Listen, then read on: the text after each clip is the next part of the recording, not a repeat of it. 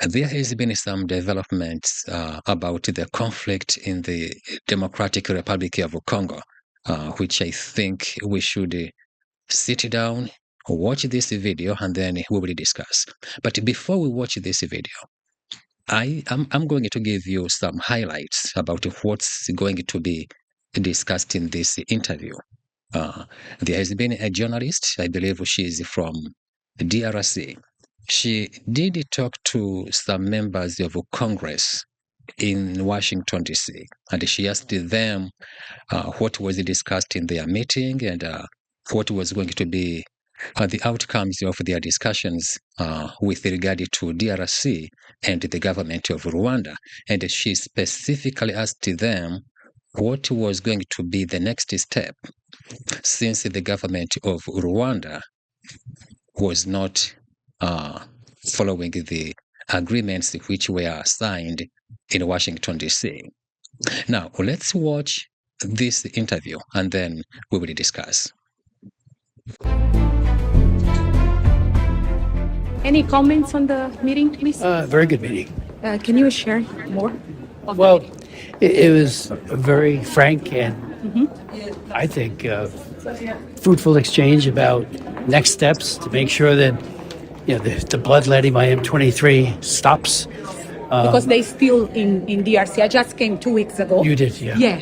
And I visit the refugee camps, the humanitarian crisis. Yeah, No, so and it was very good that the president and the head of the parliament and of course the ambassador, the whole crew, they want the peace treaty to work, but it can't work when you got M23 not only killing but all the fleecing of minerals and also the violation of the agreement. The yes, African people, I know. Yeah, the African people were very confident at this time because the United States is. But it's not over yet. It's not over.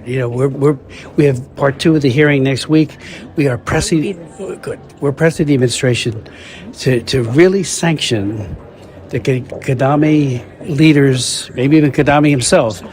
I mean, we can't do a half a loaf and just do a little bit. It's like, stop it. You've signed your name to this agreement. Stop the bloodshed. Well, I think let's stop here for a moment and then we discuss what has been discussed, what this congressman just said. He specifically said, we have to make this work. And he said, they are going to press President Donald Trump, the government of Trump, if possible, to put sanctions on the government of Rwanda, and if possible, to sanction President Kagame himself. This is very serious for members of Congress to say specifically, especially when you consider the diplomatic ways of talking, to say straightforward that if possible, there should be sanctions imposed against the president of Rwanda. We have never seen anything like this. We never heard anything like this for the past 30 years. As you can remember, and most of you will remember that this conflict has been going on for 30 years. And during this period, we have seen so many innocent lives being lost. According to the president of DRC, President Felix Tshisekedi, about 10 million people have lost their lives because of this conflict. Something which was echoed, I believe, twice or more than twice by President Donald Trump, who also said about 10 million people have lost their lives in DRC. And for all of this time, nothing serious, nothing has been done to try to save the lives of those innocent women and children. And also, I would also like to remind you that more than half of those who lost their lives in DRC were women and children. 30 years, and nothing has been done. And of course, out of the equation is the African Union, which, there isn't anything which we can point out and say, this is something substantial which has been done by the African Union for all of this time. It's like they don't even exist. Now, let's keep watching this video before we continue the discussion. I just returned from DRC.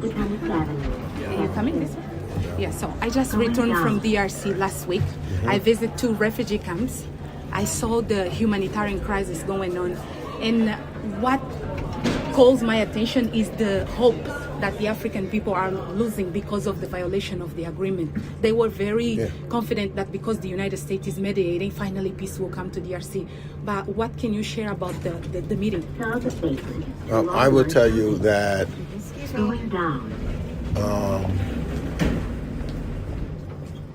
I'm losing hope too. I'm very disappointed. I would hope that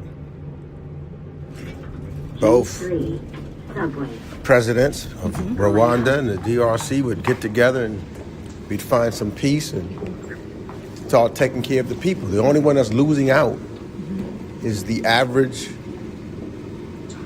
people.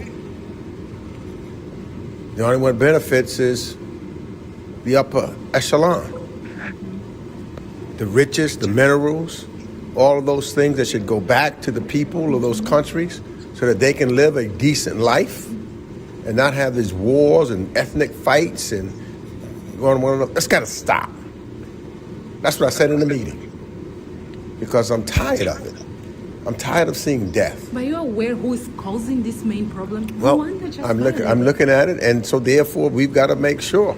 I mean, to have and sign an agreement here in the United States, and the President of the United States says it's over, that he should get the Nobel Peace Prize about it, and then to see that there's fighting continuing, and then there's nothing that is being done. It's got to be the entire, the AU should be involved so that they are also pointing out so people can't point one finger at the other. So the United States should be involved, but the AU should be involved also. And I believe his name is Congressman Gregory Mix. And he is the ranking member of the House of Foreign Affairs. This is what he says. Those who are suffering the most because of this conflict are the poor people, the women and children. Because there's a time to come for the continent to come together. It's the youngest, fastest growing, and richest continent on the planet, but you wouldn't know it. And it's only going to take place when the continent starts working and holding itself accountable. Some of the problems that we're seeing is a direct result of colonization. So when others come and divide up the continent to do it, and then you go back to some of those same people and say, help us, well, they're going to be looking to exploit for the benefit of themselves. So I'm saying this to all. I mean, we should have the AU, and the AU should be then coming to the United States and saying that this one is doing this or this one is doing that, and here's what we need your help to do, as opposed to having one side coming saying one thing and another side coming to say another thing, if we're going to be serious about this. Yeah, but the thing is very clear. One simple fact that the world watched was the signing of the agreement. But 2 days after the agreement, Rwanda attacked. Yeah, but I don't... Killed people in Uvira, and I agree. I agree. I think this is a good thing because this had not been resolved for the past 30 years. So something had to be done to put this to a stop. And listening to these congressmen, it feels like and it looks like probably this time things are going to be different. And I hope it's going to be different.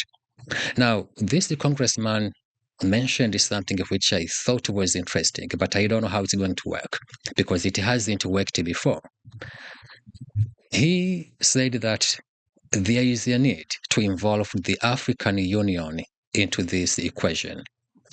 But we know African Union has been useless. It's hopeless. To be honest, I don't see what the African Union will be able to do. But maybe working with the United Nations, working with the US, maybe they will be able to put the acts together and maybe do something. But if you are the African Union, you have been there. These people, they meet in Addis Ababa, I believe, every year. But it's like they just go there to meet for vacation. Because if you ask me, There isn't anything that I can point out and say this is what was done by the African Union to try to bring a peace in DRC. There isn't any. Frankly speaking, in most cases, they won't even give a statement that you will say it's the strongest statement condemning those involved. Don't forget to like, share, and subscribe. Thank you for watching.